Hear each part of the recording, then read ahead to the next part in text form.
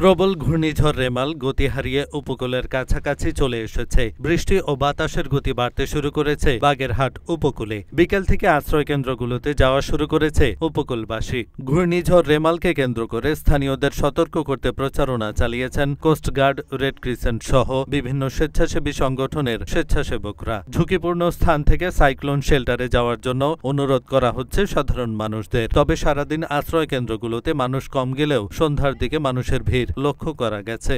গরুঘরের ভিতরে তাই আমরা সব আশ্রয় কেন্দ্রে চলে আসছি, কিন্তু বন্যায় কি হয় বলতে পারি না।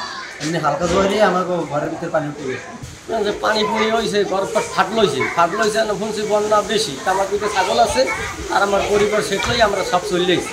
ঘরের অবস্থা খুব খারাপ, ফাটলুক লইছে।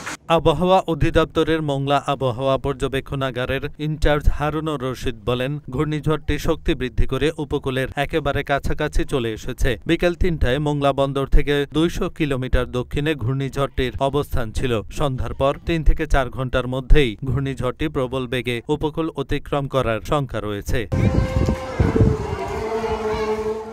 এহসানুল হক, ঢাকা পোস্ট।